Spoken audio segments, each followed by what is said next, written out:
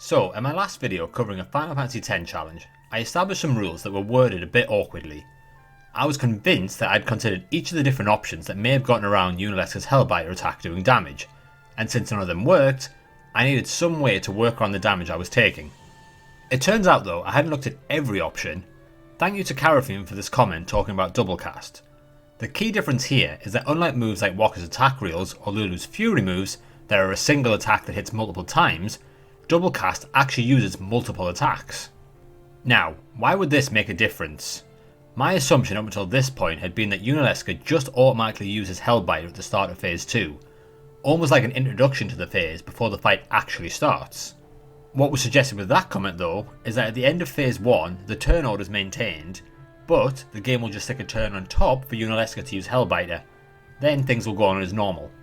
This increased priority is still a pain, but it possibly means there's a little wiggle room before it.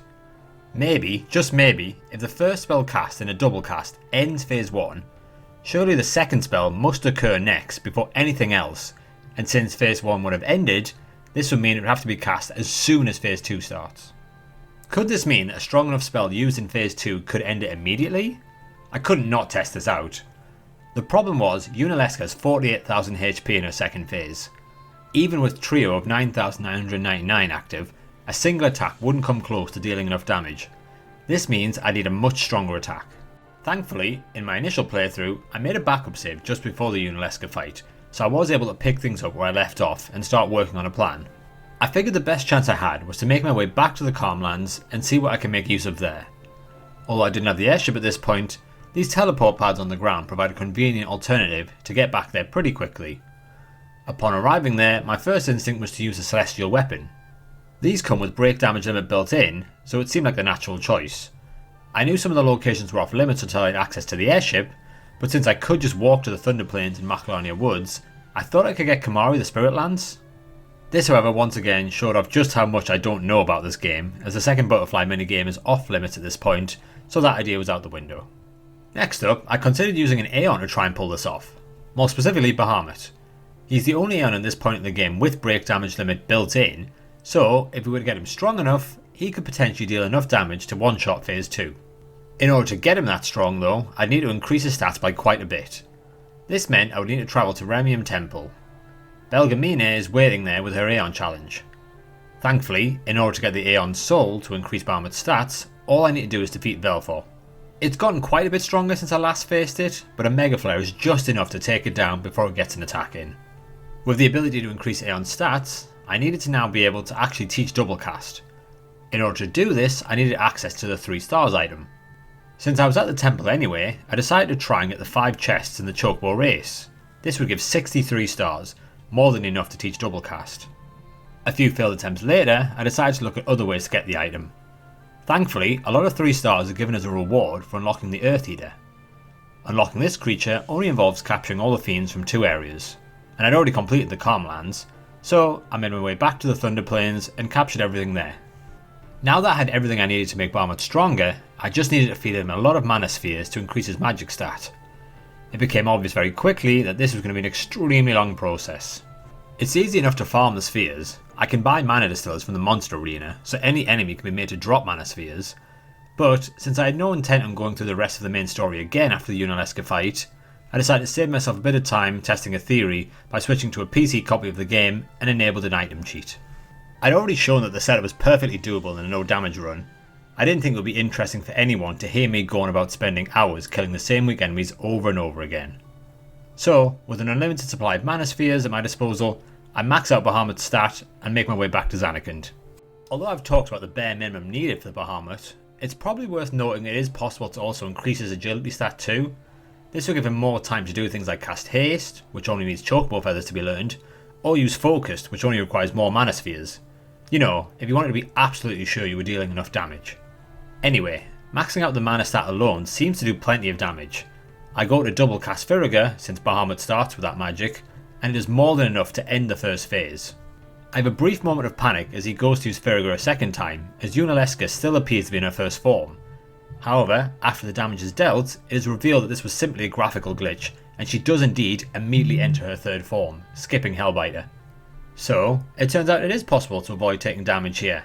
Now can end the fight without taking any more damage. Yunalesca proceeds to use her third phase move Megadeth, but thanks to Aeon's immunity to death abilities, Bahamut is unfazed. Now on my next turn, I simply cast Ferriger again and end the fight, thus confirming you can completely beat this fight without ever taking damage. And with that fight out of the way, I feel like I can tidy up rules 2 and 3 in my no damage run. So that got me thinking about the other 2 rules. They seem pretty standard, but could I go beyond them?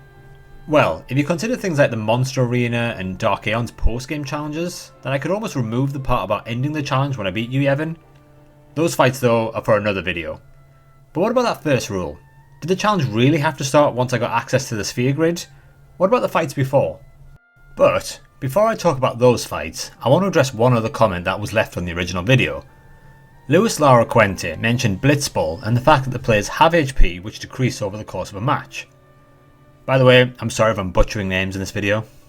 Now, I'm sure the comment was made just in jest, but it got me thinking, could you avoid taking any damage in the mandatory Blitzball game? The main issue with not taking damage in a Blitzball match is the fact that whenever one of the players has the ball, their health slowly starts to go down. This means I would need the goers to get the ball at the beginning of each round. Not only that, but after that, they would need to hold on to the ball essentially the entire time. Thankfully, if I don't use any specific ability and just leave it to regular tackles, this will not cost my players any HP. And at this point in the game, their regular tackles are pretty weak, so there's a decent chance they won't get the ball off the other team. The next problem I have to deal with is what happens after a goal is scored. Unlike at the start of the round, the blitz off will give possession of the ball to the player who conceded. This means if I were to try and have a no damage blitzball match, I'd need to not get the ball off any of the breaks, but also stop the other team from scoring the entire match. This seems tough, and although I wasn't able to get footage of a match where all this stuff happened, it didn't exactly seem like the most unrealistic task. The AI isn't the smartest, and the goers' stats, while decent, aren't guaranteeing them goals at this point. There are a few more things as well that I think are worth discussing when it comes to Blitzball. First of all, if I weren't to play any more Blitzball games, that would mean no access to attack reels, so some fights later in the game would have to be reworked from my original run. More specifically to this match though, is this game is actually broken up into 3 sections, since Titus swaps out with Walker towards the end of the match. This would mean another blitz off where I need the Aurochs to not get the ball, but breaking up the match is helpful for trying to avoid goals. Now, I just said the match was broken up into 3 sections, but even that isn't exactly true. Since this is a tournament match, a winner does need to be decided. If this isn't done in the first 10 minutes, the game goes into overtime. This part isn't too bad though, other than the fact that it's the 4th time I need the goals to win the blitz off. Somehow though, I was able to get this to happen after only a couple tries, so with autosaves, it doesn't seem like too much of an ask. Before the overtime starts, I am able to finally choose the formation for the team. This means I can focus on putting the players with lower attacks in places where they'll be attacking the goers, making it less likely for me to get the ball. I also take keeper out of the goal at this point. Overtime works in a golden goal type of format, so as soon as a goal is scored, the match is over. That's almost everything I wanted to say about damageless blitzball. I think it's doable in theory, but I don't think it's exactly necessary for the run. Anyway, going back to what I was saying about the beginning of the game, depending on how you look at it, there are 6 fights that I just ignored previously. Firstly, the initial fight with the smaller sin spawn. Secondly, the kind of boss fight where you learn about overdrives. Third is the fight where the bridge gets blown up. Fourth is the fight with the Sahagin. Fifth is with the Geoscano. And finally is the click fight. The very first fight is essentially an extremely brief tutorial on how battles work. One of the sin spawn will usually use spines to begin with, but after that initial sin spawn is dealt with, the sin spawn will simply stop attacking. It is sometimes the case though that Titus can get an attack in before this and therefore take out the only sin spawn that pose a threat. From what I can tell is if you have Titus just defend against the previous sin spawn and let Auron take care of everything, Titus will be more likely to be able to attack earlier. This fight is actually a great opportunity to have Titus and Auron learn the Warrior and Slayer overdrive modes. The sin spawn behind them will respawn infinitely but never attack. Clearly, if that first potential attack is avoided, then the fight is just one that can be done damageless. But I don't want to move on from this fight just yet. The fight after this will begin with the sin spawn using Demi. Now, the attack itself is unpreventable, but the damage dealt is calculated as a quarter of the character's current health. This is a value that gets rounded down. So what if in this fight I have Titus and Auron attack themselves to bring that value down? It takes a few attempts, but eventually, with the help of some well-timed potions, I am able to have a fight where Auron perfectly brings his health down to 1. Now, all that's left to do is to knock out Titus and kill the Sin Spawn in the way. Thanks to Final Fantasy X's mechanics, he will be revived when the fight is over with 1 HP too. That means this time, when I fight the larger Sin Spawn, it will still use Demi, but the amount of damage dealt will be equal to 0. Funny enough, this still charges Auron's overdrive bar, meaning I can take out all the small Sin Spawn before any get a chance to attack. With only the large one remaining, I'm free to attack away, as all it can do is retaliate with an attack that will now always deal 0 damage. This begs the question, since there was some setup in the previous fight, could you realistically rename this challenge something like, can you beat Final Fantasy X without taking damage from enemies? This would be technically true with regard to that first fight, since Titus and Auron did all the damage themselves. Alternatively, would it be acceptable to keep the original title but play on a modded version of the game where all the characters start with 1 HP? I realise modifying the game is probably cheating, but if setting all the starting health to 1 was all that was done, then maybe it could be argued that setting the health to 1 is symbolic of the fact that it won't matter if the characters aren't taking damage. I don't know, questions to be discussed I guess. Moving on to the third fight, I'm going to strictly stick to theorising here. Because I was trying this on a PC version now, I was able to load an autosave just before this fight and try a few times, all of which unfortunately ended in game overs.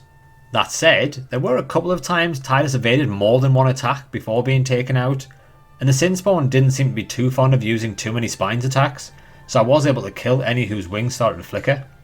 This tells me that, while statistically unlikely, there is a possibility you could get past this encounter without taking any damage. The following 3 fights take place in Modern Spira, and it turns out Titus doesn't actually get healed after being transported by Sin. This will be relevant in a moment, but first the fight with the Sahagin needs to be looked at.